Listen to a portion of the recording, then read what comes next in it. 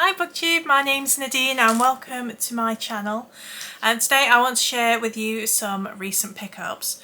So some of these were from the free library in my village, some were from a library book sale, and the rest were from a charity shop. But there's quite a few here to get through, so I'll just get cracking. So first off then, the ones that I picked up from my little free library was this set by Piers Anthony. So I don't know what's the series. Oh, the series is called Bio of a Space Tyrant.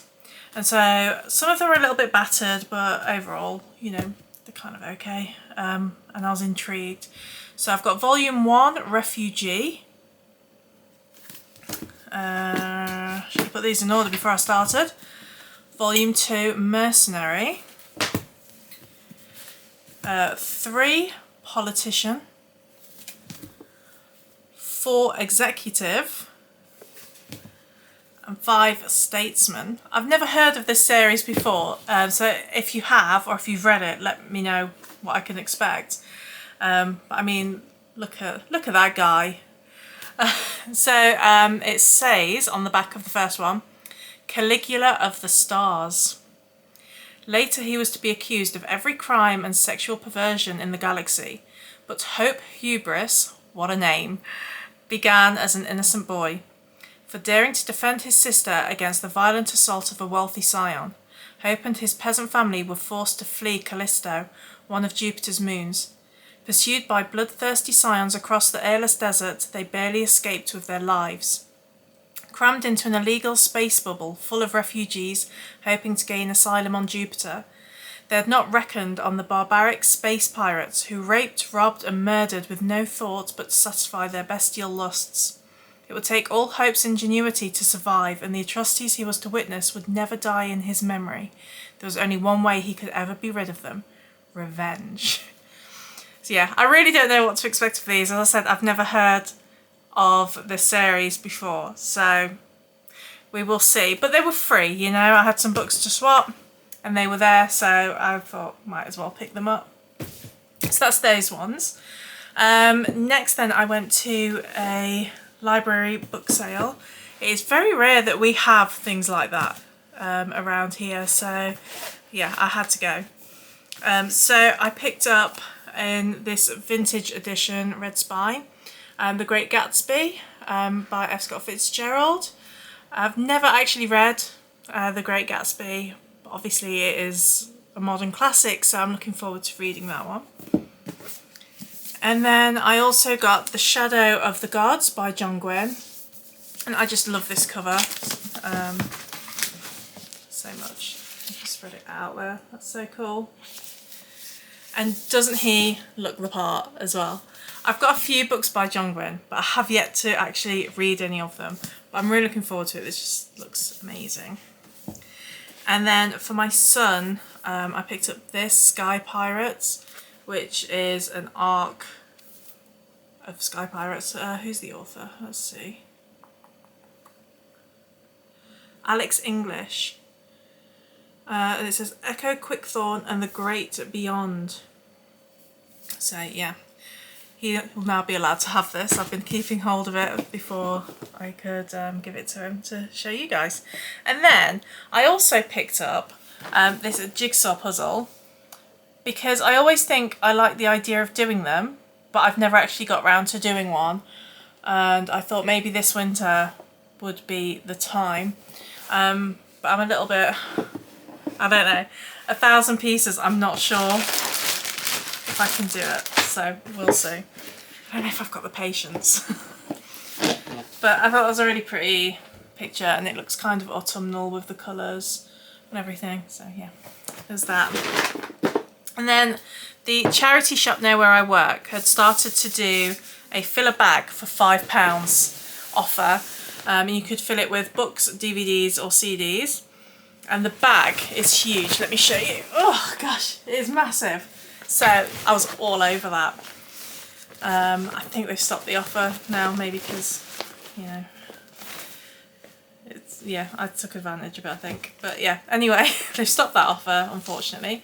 But I did get a load of stuff. So I got some for me, I got some for my son, and I got some for my daughter. So I'll go through my books first, and then I'll quickly show you the others. So I got a few Nora Roberts. So I've got this one, Come Sundown, and it says The Ultimate Escape. 25 years ago, Alice Bodine left home and was never seen again. Her absence remains a dark mystery to her family. Did she leave them by choice, or was she taken? Beau Longbow has often wondered about the aunt she never knew, so when a young woman disappears close to the family ranch, she feels compelled to investigate. Callan Skinner, the man she has always loved, is keen to help, but when Callan is accused of murder, Beau's world collapses. Now she must race to uncover the truth and confront a killer, or lose everything and everyone she cares about.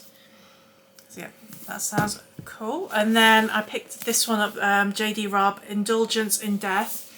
Who I discovered J.D. Robb is Nora Roberts. And I've never read any of these books either. So, let's see. Eve Dallas, tough as nails and still as sexy as hell, says Stephen King. So, it's playing more and more like it was for the thrill, just for the rush.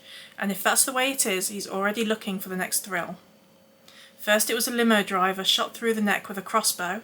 Then it was a high-priced escort found stabbed through the heart with a bayonet. Random hits, thrill kills, murderers with a taste for the finer things in life and death are making NYPD Lieutenant Eve Dallas angry. And an angry Eve can be just as efficient and dangerous a predator as the killer. With time running out on another innocent victim's life, Eve's investigation will take her into the rarefied circle that her husband Rourke travels in, and into the perverted heart of madness. So yeah, I've never read any of her books as J.D. Robb, so I'm interested to see how they differ in writing style to the Nora Roberts ones. Yeah, so that was that one. Next is The Possessed by Brian McConnell. True Tales of Demonic Possession, apparently. So yeah, I thought as it is spooky season as well, that might be quite an interesting read. And it's got some pictures in there as well. So we will see what I think of that. I like sort of possession horror films, so it might be interesting to read about, you know, so-called real cases of demonic possession, whether you believe in that sort of thing or not. And next I got Trollope by Victoria Glendinning, and that is not a romp novel, but it is about Anthony Trollope. So I thought Victober, perfect time to pick this up, and it is always interesting to read about writers, I think. So yeah, but it's huge, massive one. Next, Patricia Cornwell, Red Mist.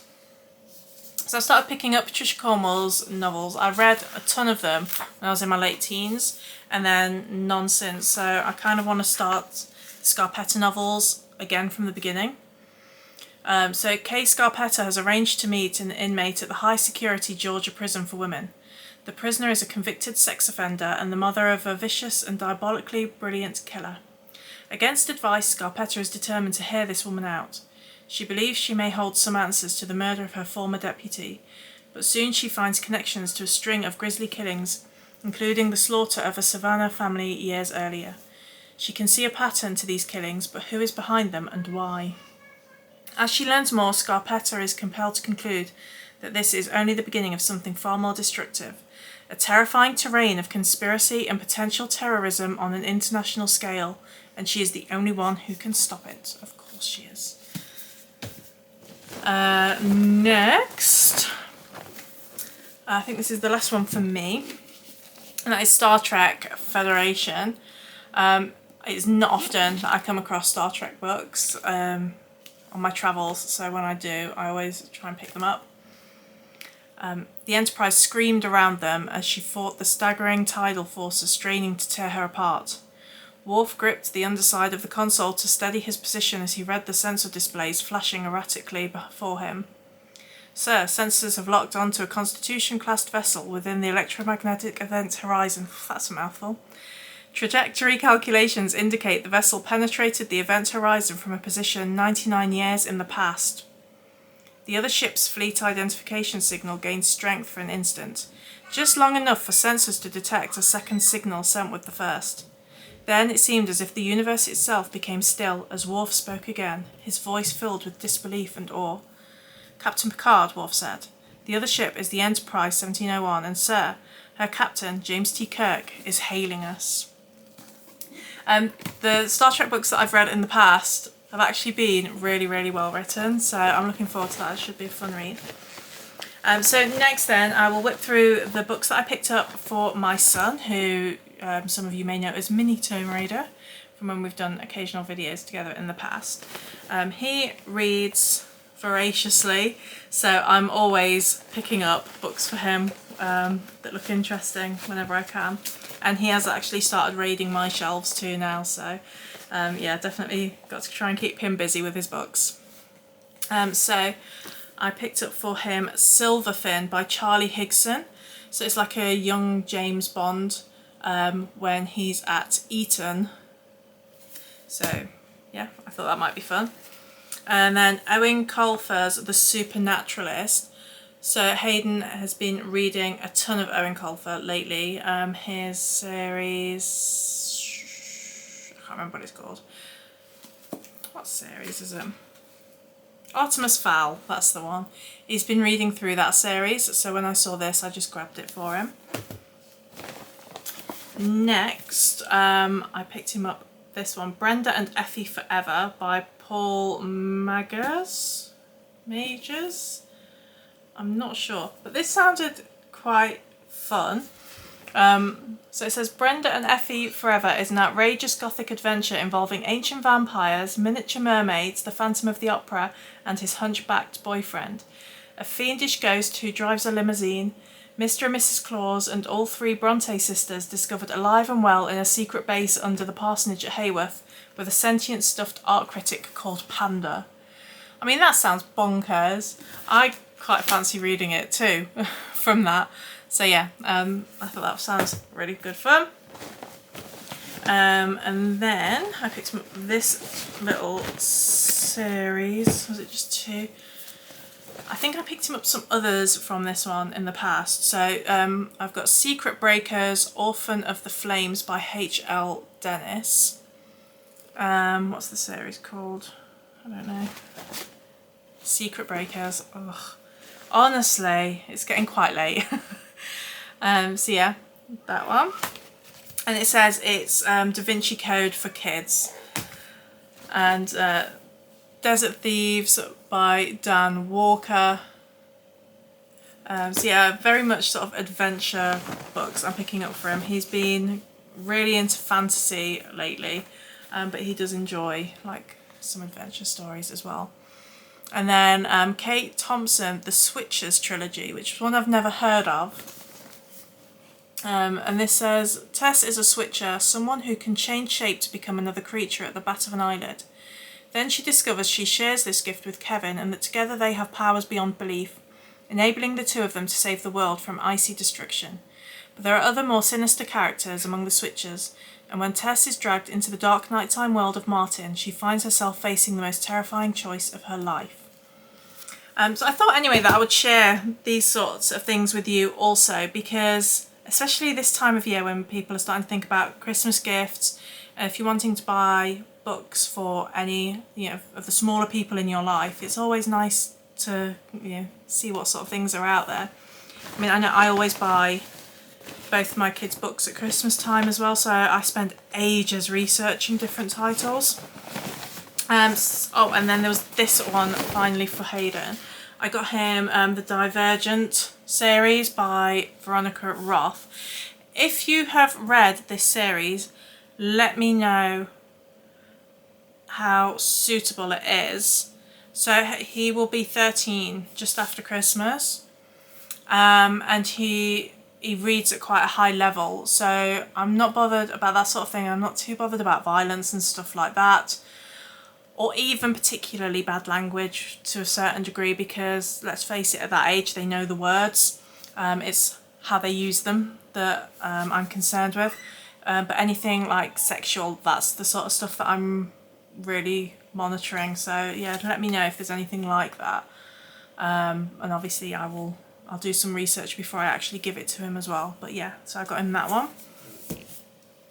And then for my 6-year-old girl, I picked up Evie's Magic Bracelet by the Olympian Jessica Ennis Hill.